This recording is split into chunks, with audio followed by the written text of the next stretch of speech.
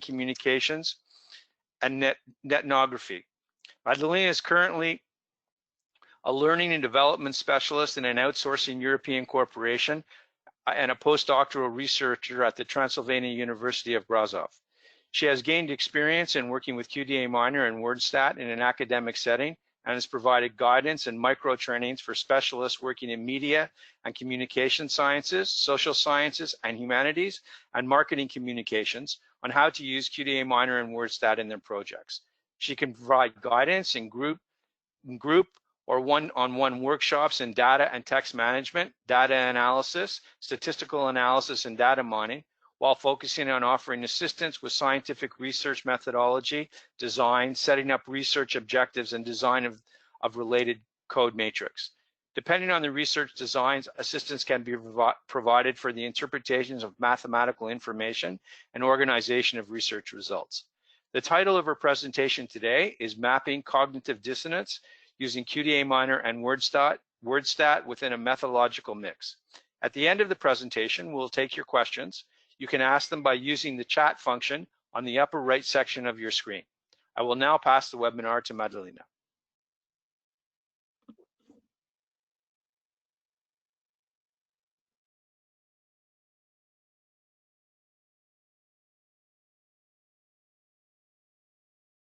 Sorry, so thank you, Tony, for the wonderful intro, and also thank you, Provalis, for the wonderful opportunity that it was created for the international research community to come together and share the knowledge and the learning as well.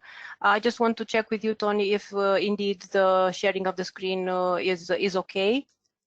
Yes, we can see it. Okay, thank you. So today I would like to, yeah. Actually, we see the slide. Can you move your cursor? There we go. We see your screen. Yes. No, we have your screen. Yeah. Okay. Yeah. Okay. Excellent. Thank you. So today I would like to share with you one possible way of mapping cognitive dissonance from the perspective, from a twofold perspective, both organizational communication and marketing communication. On the slide, you have my current affiliations and also my contact details. The email address that was presented on the initial slide, I don't think it is valid anymore. So these are the most recent ones. So regarding the project, I'm not going to go into details regarding the conceptual conversions and other methodologies that I used in the larger research project. However, I'm going to focus on the methodological mix that I implemented using QDA Miner and Wordstat, and it was a methodological mix which ensured coherence and statistically sound results for my research objectives. The study case that I used for the project were the European Gender Policy Document Package and campaigns, communication campaigns for the time frame 2006-2015, with a benchmark of 2010 when the European Commission structure and European commissioners changed. So that was when I had to consider, this is why I had to consider two different sets of data. So the meaning of cognitive dissonance refers, if you want, in simple terms. Just a second, please. Yeah, to what you are experiencing, a consumer, if you want, after you buy something and that product or that service that you acquire does not meet your expectations, or the promises that were delivered with the purchasing of that product or that service. In the case of my research, the product that I selected was that I wanted to map was the EU gender policy. So considering a policy as a hybrid marketing product required some conceptual tinkering, if you want, and also for the cognitive dissonance concept as well.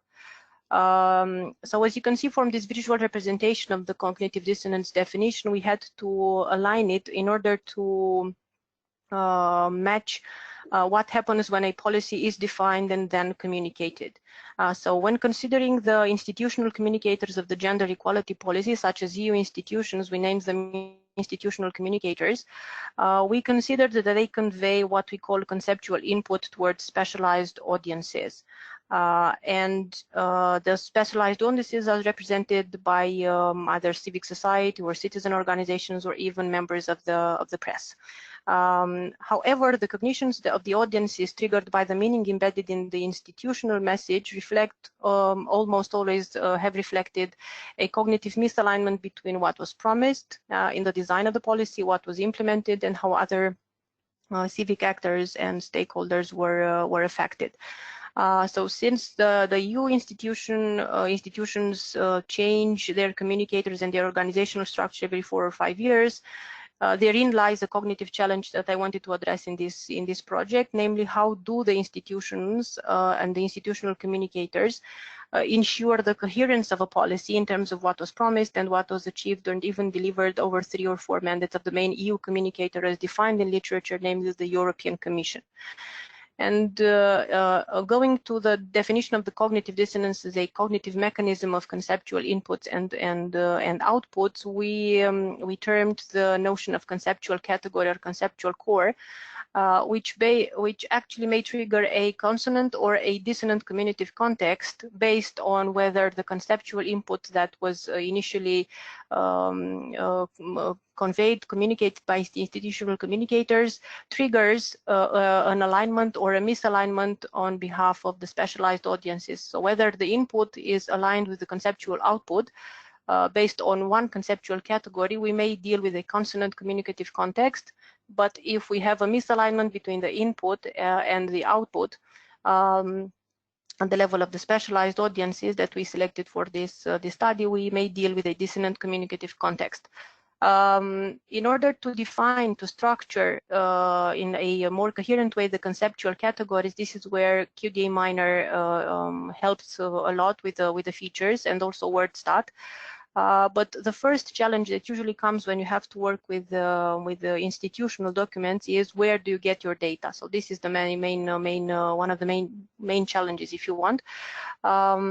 So for the conceptual input, we selected 16 cases, 9 for the time frame 2006-2010, and then 7 for the time frame to 2010-2013.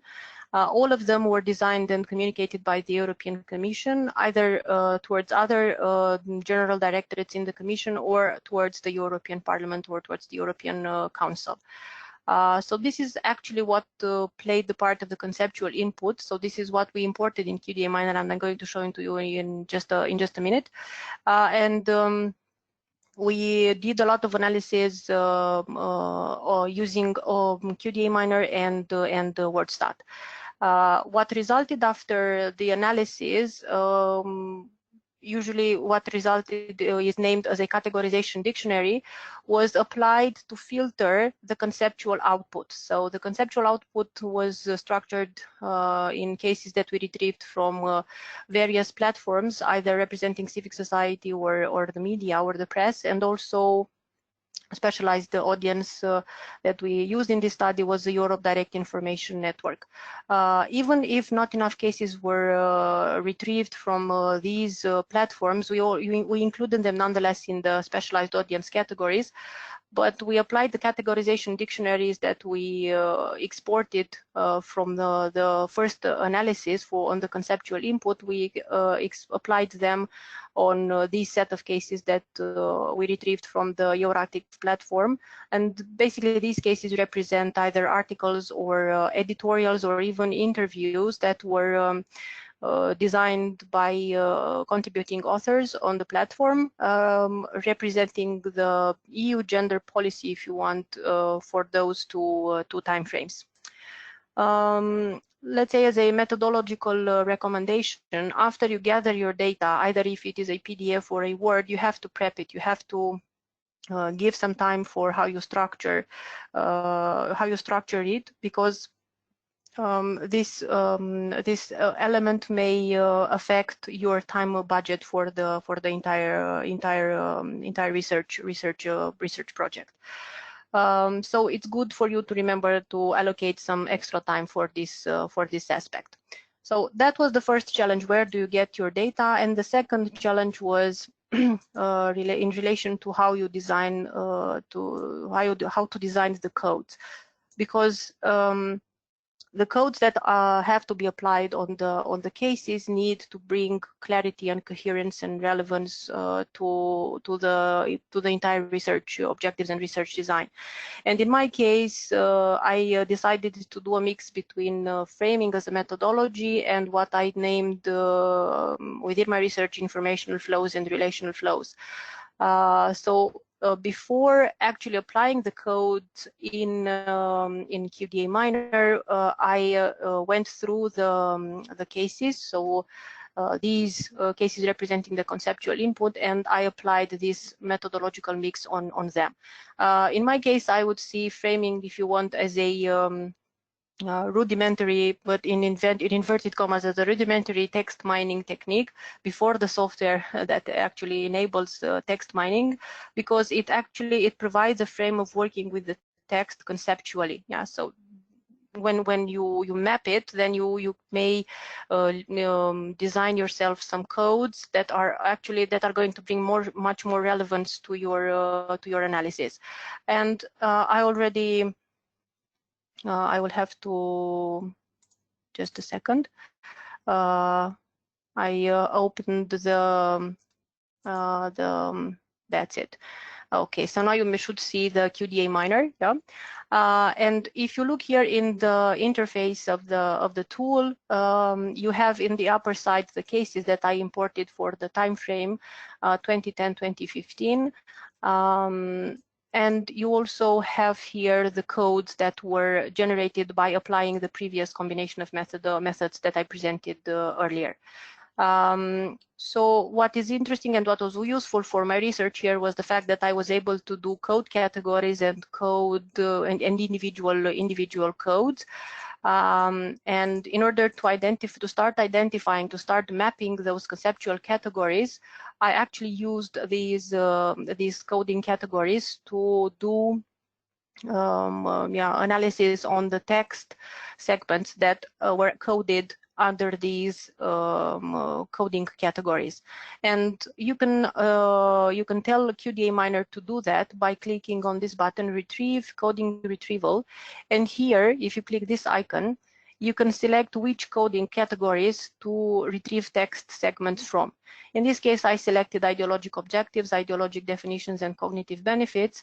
But remember that they are only codes that are going to provide text segments and implicitly associations and clusters only for these categories and only for the 2010-2015 time frame. So let's click OK, and let's see. Yeah, if you think that other conditions and other variables besides what you already see that is available in this project may help with your research objective, then by all means you may use this condition as well in your retrieval operation. In my case, if I click on search, QDA Miner is going to show up 37 hits. When you say hits, it refers to the text fragments that were coded, that were included in the category code and in the code that was selected.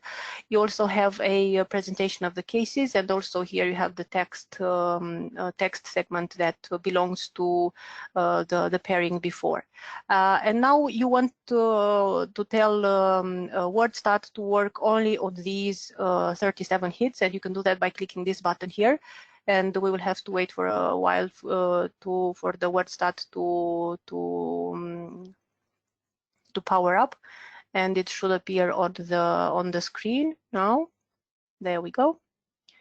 Yeah, and as you can notice, it already opened in the categorization sub-tab menu.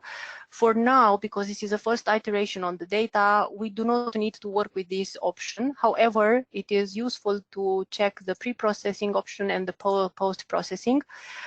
In the pre-processing, I would usually recommend selecting the lemmatization. So this is an option that applies the English language if your input data is in English.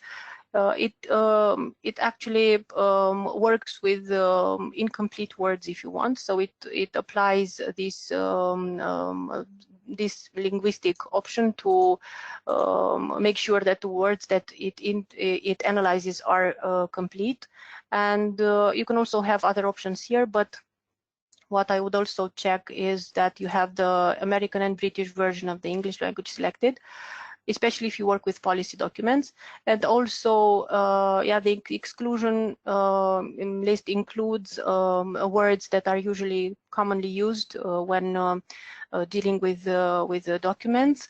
And the final option that I would advise you to tick when dealing with this kind of analysis, and this is what I used also, I selected a pairing of adding words and removing any items based on either frequency or on case occurrence. In this case, I will select for this example a minimum frequency of 5. And usually you can select this number based on the number of cases that you want to analyze. So for instance, if you were to have instead of 37 cases analyzed, you would have, let's say 100. Automatically here, you would have to have a higher number of frequency for the tool, for the software to include in the analysis. Also, what I would advise at this stage is to keep a maximum of 500 items based on this measure, TF-IDF. You also have other options here. But I'm not going to detailing what this factor represents because it was already presented in a previous webinar. However, considering the methodological mixing that I'm going to go into detail in just a moment, and because I used in my methodological mix other similarity indexes that work with this measure, I would advise that you tick it here, so you have this option checked in using the software. And now let's go into frequencies and see what it is going to produce for us. And as you can see, okay, yeah, you should see it now. I'm checking also the screen so you can see what I'm seeing. So you can see that it generated a wonderful table here where we have the values for frequency and also the percentage that reflects the shown, the process to number of words and the number of cases. What I usually look at when I find myself at this initial stage of the research is the value of the frequency, and also I look at the visual representation that it is available here, but not necessarily the word cloud, but I look at this one. For me, it makes much more sense to have the values and the distribution of keywords displayed like this. And also, I look at the leftover words as well, because even if the value of the frequency is below 5, like I set it up in the text processing option, it may give me some words, it may give me some indication of maybe pieces of meaning or relevance points that I may be overlooking right now, but may come up in the analysis on other set of cases. So what else can I do here? If I look at the included, so if my research, as I mentioned, is on gender equality, I would expect gender to pop up here. So it will not bring any added value. So I can ask Wordstat for now to remove it temporarily. And for the visual representations to become visible again, I can just switch between including the leftover words. And you can see here that now the visual representations and the way these keywords based solely on frequency relate to these visual representations per category code and per code. What else can I do at this stage if I want to see only for the maximum value of frequency and the minimum? I can select only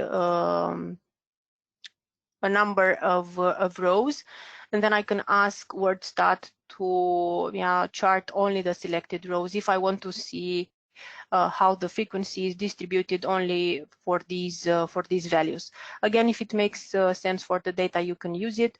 But for me, it was only a piece of the puzzle, because what I obtained here in terms of values of frequency and also how it was calibrated using this measure, I combined with what was obtained when I applied the extraction for key phrases. I'm going to show you in a minute how you can do that, and also what was obtained when I applied the co-occurrences and the similarity index that I used in my research. So basically, this is the structure of the methodological mix that I used when using the software, and it allowed for a lot of statistical relevance to become visible, but also in terms of what could possibly make up a conceptual category in the conceptual input text that I used for the time frame 2010-2015. So at this stage, the data may not give you enough richfulness in terms of relevance. However, you can identify, if you look at the let's say minimum frequency value is 10, you can look here at this list that, for instance, implementation or mainstreaming, they kind of sort of give you some ideas and they kind of sort of don't. So you right now you're just setting your future approach if you want. But when we're going to get to co-occurrences, we will get back to these values and see if the results here bring more relevance, bring more clarity, or bring more meaning for our research. So from this we go to the extraction tab, and we can tell Wordstat to identify in the cases a number of key phrases that appear have a minimum frequency of 3. And again, I would choose this number based on the number of cases that you have. So for instance, if you have here 100 cases, selecting a minimum frequency criteria of 3 is not going to help you. You should choose, I don't know, 10 or 11. What else I did at this point was that I selected this option for the extraction settings, and actually this is when you can tell the software to identify phrases containing a minimum words of 2 and the maximum words of 5. And also you can, I would advise to keep this option selected. But again, depending on the type of data that you have, because in my case, I'm working with policy documents, these criteria make sense. But if you work with technical documents, if you work with input where you may have a lot of expressions that contain a minimum of 2 words and the maximum words of 4, or only 2 or 3, then this is a place in the software where you can come and refine your criteria. So after you decide how to tell Wordstat how to extract the key phrases, we are going to click on search, and as you can see, it is going to give us again the visual representations per category and per code regarding the key phrases that were mostly used or most frequently used in the conceptual input. So, for instance, gender equality does not bring any added value to our interpretation. However, gender mainstreaming and institutional mechanism do. And if we look at the frequencies, for instance, let's see where was mainstreaming. So mainstreaming was identified as a more frequent word, but mechanism, was a little bit towards the end of the table. So this is kind of the let's say preliminary associations that I would recommend that I did when using this this methodological mix, because it is kind of, if you want, a relevance layer upon relevance layer. Each of the operations is going to bring you a little bit more clarity, a little bit more relevance.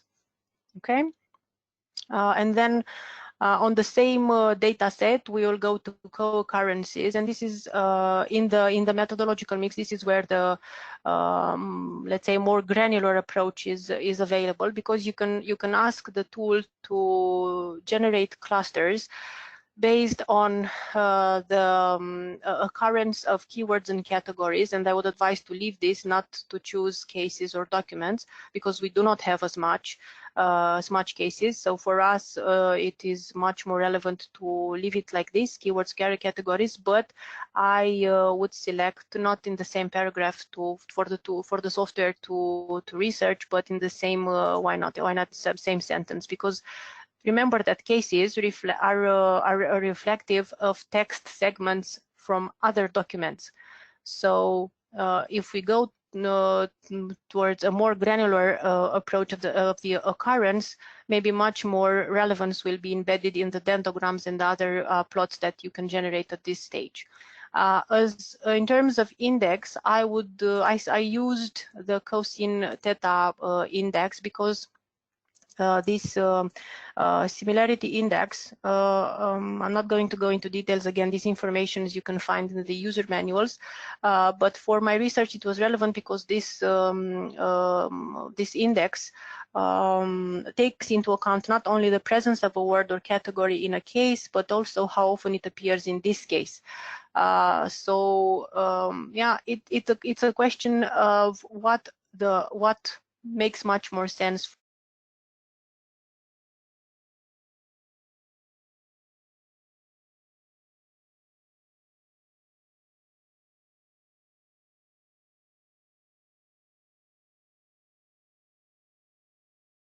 to, again, depending on your research design. What I would also advise is to click this button as well, because this is an option that helps with the number of iterations in the tool. Basically, this option, so when embedded, it allows an in real-time update of the of your operations in the software. So once we set it up like this, we may go to the dendrogram and see what it generates for us. And as you can observe, it generated an automatic number of clusters. And this is where the fun begins, if you want, because we look at the, I'm going to change here from agglomeration order to similarity index, because this is what matters the most to me in terms of to see how all the cases that I selected based on the coding that I initially chose. Yeah, this is the way these words manifest together based on this measure makes much more sense to me. And as you can see here, you also have some values for the similarity index. Whether you work in academia or whether you work in, I don't know, institutions that deal with academia, with research in an academic environment, I would advise to use visual representations that contain values. And again, this is where the software comes in handy, because it gives you this opportunity to have visual representations and the data behind it, and you can bring a lot more richness to your clusters and to your analysis, to your research. What you can do at this stage is to select one cluster. And you can see here that it will generate a lot of visual representations. And it will also show you how, for instance, one keyword may be pinpointed, may be mapped in the cases that were retrieved in this operation. And you can look using these options here to see, for instance, in this cluster, how the links themselves manifest. Usually here you can select based on a zoom in, zoom out feature that reflects the strength of the connections. And what happens here in terms of mapping cognitive dissonance and mapping, identifying the structure of a potential cognitive conceptual category, based on the number of links that the tool identifies, you can start to hypothesize on possible conceptual associations. But again, this is a reflection of what happens in the dendrogram, so in the cluster that you selected. What I did in my research was that I used the dendrogram as a stepping stone, and then I went into more detail by using the proximity plots. And basically, the proximity plots gave me the option to select a target item, in the sense of selecting a target keyword, and see how it behaves in relation to other keywords. And for instance, in this case, I don't want to see for the where target item achieve what happens. I want to see for mainstreaming, and this is a beautiful feature that was added, I think, recently in Wordstat. Okay, so I think I have a question here, but I will take it towards the end of the presentation. So yeah, if you want to change your keywords that the pairings here, you can just select, you can select one like this, then right click, and then you have the option to add it to the target items, or you can have the option to add it and replace it. And now, because mainstreaming was a keyword that was identified in frequencies, also identified here as gender mainstreaming when I did the extraction for the key phrases, I want to see what exactly happens with this word. What does it trigger? So as I can see here, yeah, it has a higher value for the cosine index in terms of equality than in terms of women-men policy. Let's see if what does it do? What does it happen when I select policy? And I can, choose this option to add policy and mainstreaming and see the pairing themselves. Yeah, what do they produce in terms of other keywords that they may associate with? So this is a very granular approach, and what also provides more clarity in the interpretation of data is the table that it is generated here, where depending on the statistics that you use, either cosine, Jacquard, or other indicators, other measures that you can set up in the options tab, you may have an interpretation here, yeah, which is visible in the lower part of the window. And what does this tell me? That for this value of the cosine similarity measure, those two words manifest the way they do, the way that it is described here. Yeah, so when it says to me equality appears along with mainstreaming 174 times, but without it 608 times, that means that this association is not as powerful as I thought. Or yeah, it kind of it sends me an alarm signal that maybe I will have to select a different pairing here. So maybe I will have to add equality instead of policy, or equality instead of mainstreaming, and not put so much pressure on this word as a significance. So not put it to play the word as a target item. So when you reach this stage and you look at the proximity plots, so when you reach this granular level of proximity plotting, and also for the values that are generated for the cosine measure, you can start going back to the frequencies again and to the extraction, and to see which of the pairings are indeed strongly associated, but also from a conceptual point of view as well. So at this stage, after you decide what proximity plots generate a stronger or a strong conceptual association, you may go back to the dendrogram and you may tell the software to export these clusters if you want all of them, or if you want some of them. But you can tell Wordstat to export them as a dictionary or as a categorization model. So if I look up the time, I'm over half an hour. So I'm just going to explain right now a little bit what I did after this stage. So after I exported the clusters for these cases and for the for the codes that I selected, I applied this categorization model to the conceptual output. So for the documents that were for the cases that were imported from Euractiv, and basically what I did was I filtered. I told Wordstat to apply the categorization model that was generated from these clusters. I told Wordstat to apply them to the conceptual output. So for the cases that were generated from the Euractiv platform, and based on the pairings and on the proximity plots, I was able to let's say go through a rigorous validation of what could constitute a conceptual node or a conceptual category. Yeah, so that was kind of the logic behind it. I'm not saying there's a lot of room of improvement, but one of the limitations that I found myself having to manage was the in some situations the incomplete coverage of the topics themselves. So some of them produced indeed relevant results in terms of the values of the indexes. and also in terms of the keywords that were generated there, the clusters and the plots and so on and so forth. Whereas in other cases, I only had for other platforms, I only had 3 or 4 very rich, powerful, rich in meaning cases, but only a couple of them. So I wasn't able to, map them and filter them through the categorization models that I did, that exported per each code retrieval. So I think I went a little bit with 5 minutes, Tony. Should I stop sharing my screen or?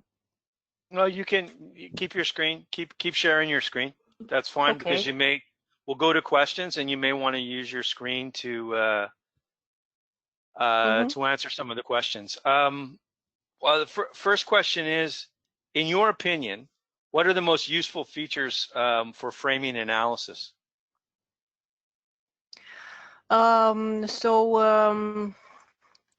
That would depend on.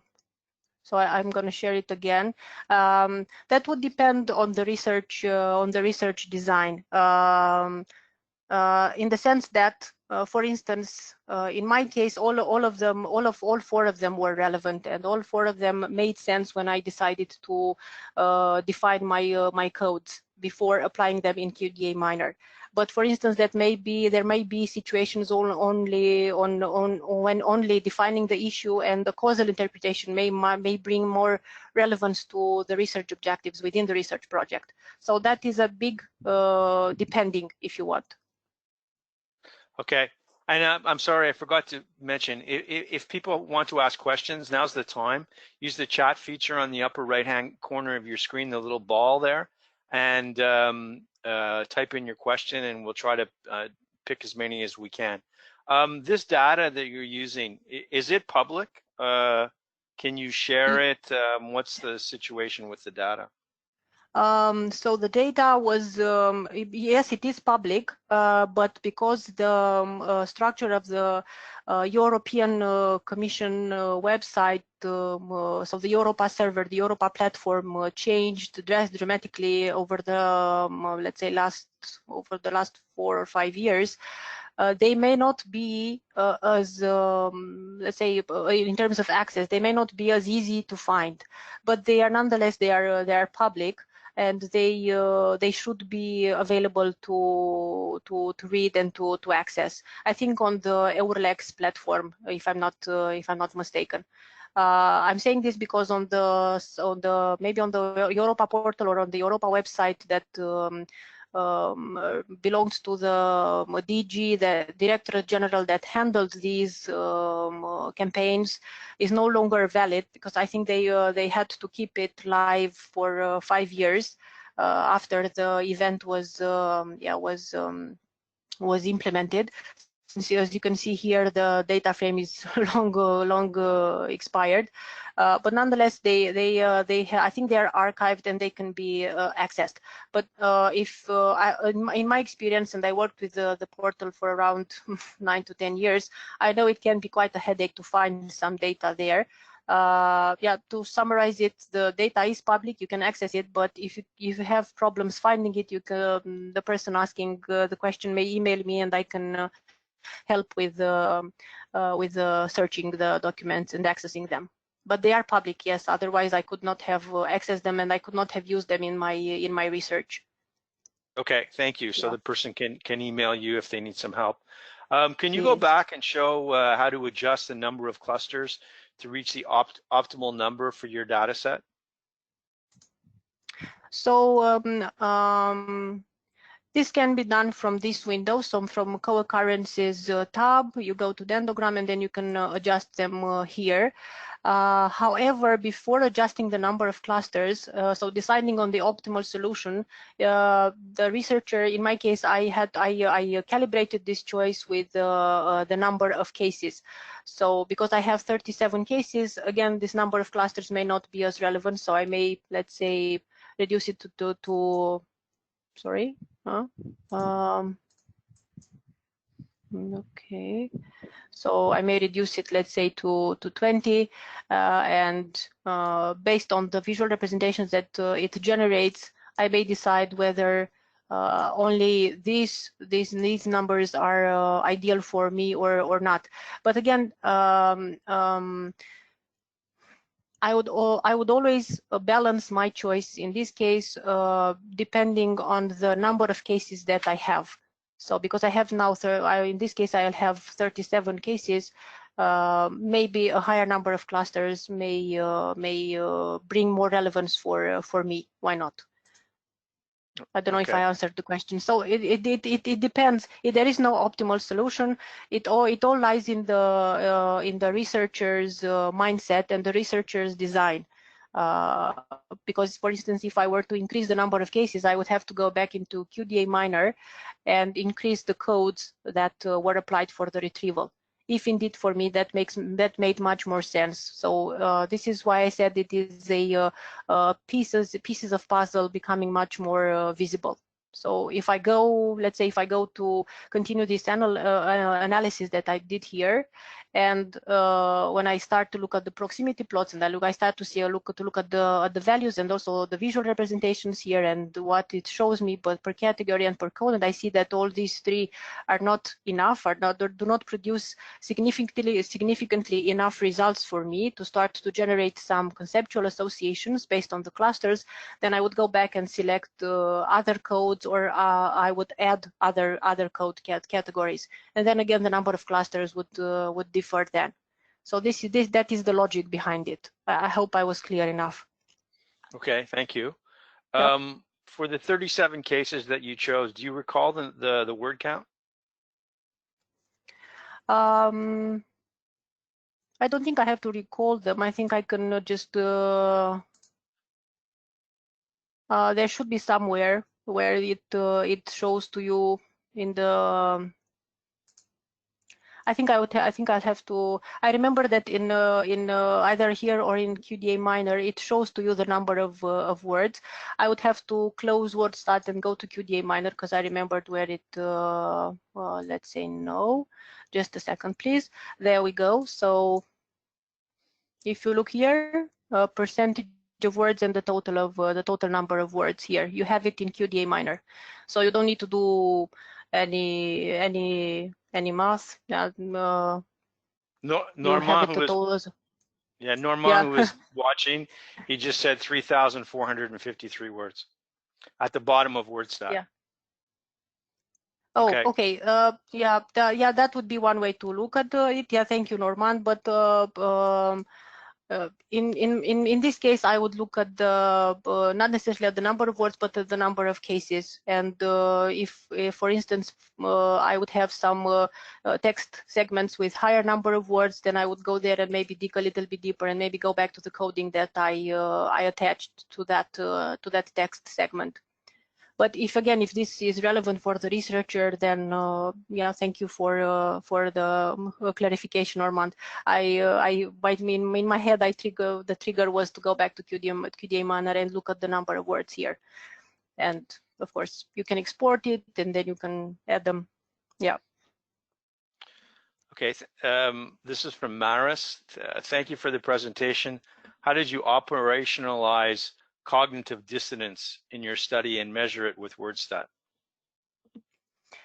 So I basically used the, so there is a much more complex answer for this question, because I had to do a lot of analysis on the cases.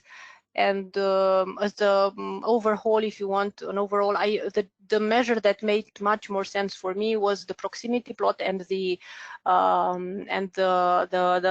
values for the Gaussian similarity index. And based on the values that I obtained for those proximity plots that were relevant based on the codes that I selected for each of the cases, then I decided on the clusters to export as a categorization model, and then I used the categorization model to apply it to the conceptual outputs. So the text that I gathered from the specialized audiences platforms. So in terms of operational approach of the concept, it was there are much more, there are several layers that I did not include in this presentation because I only wanted to focus on what the software provided. So it provided the proximity plots, it provided the tables with the cosine similarity values, and based on these values and the interval that I considered to be relevant, so the higher, the higher part of the values interval, those were the associations that were mapped, as I was saying, in the proximity plot and in the table with values. Those were the associations that then I attempted to validate through the filtering using the categorization model, and also I included those associations in a questionnaire that I applied at the national level for a national level within a Europe Direct Information Network. So it was, if you want, it was a layered approach in terms of validation of the conceptual associations that were identified using the software.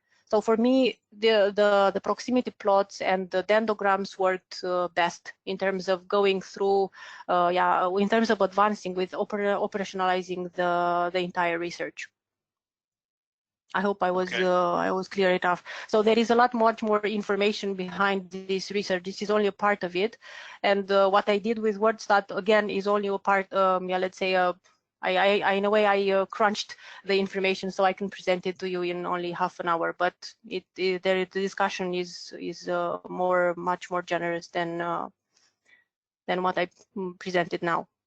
Okay. Okay. Understand. Did you use topic modeling? And if you did, how did you use it? And if you didn't, why didn't you use it? Why did you not use it? I think topic modeling was not available as a feature in the software when I did the research and when I had to publish, use the document. It was. The topic modeling was available. Maybe so in 2013, it was available. No, it wasn't available back then. I'm sorry. No, so because if it had been available, I would have used it. So this basically this data that I presented today was part of my PhD project, research project, and topic modeling. It would have been wonderful to apply it. I actually did use it when I played around with the data set this morning. What I did try to do, let's say in a rudimentary sense, to model topics. If you were to put instead of topic conceptual categories, then this is what I was able to do based on the associations that were identified in the clusterings. So that was the logic behind it. But had I had the topic modeling option available, then again the relevance layers would have been much more enriched by the software. So for sure, in my future research projects, I'm going to use it. Also for the topic modeling and the extraction options, and Okay. Yep. I think that's about it for our questions right now. Do you have anything else to add? I'm sorry for the delay in the beginning. I think it was a confusion on my part based on the time frame. I'm also happy and honored to have been having been given this opportunity to share my research. And if any other occasions do come up to do this on a more different approach, or I don't know, that on projects that may trigger other relevance points in terms of research structuring, then I'm happy to have been considered, and I'm happy to be part of it. Okay, thank you. Don't worry. Thank you very much, and don't worry. We will be calling you. For everybody, we have your number. For everybody who participated today, thank you very much. We're going to be starting another session of these Lunch and Learns probably in about 2 or 3 weeks, and we'll be putting out a schedule that we'll be posting on our website. And if you've already participated, we'll be sending you the schedule directly to you. So thank you very much for this. In your case, Madalina, have a nice evening, and you can excuse me, I lost my train of thought. This presentation will also be posted on our website either later on today or tomorrow. So you can look at it, or if you have colleagues that weren't able to join today and want to see it, it will be on the webinar section of our website. So thank you very much, and look forward to the next event. Okay, thank you very much. Have a lovely evening. Thank you.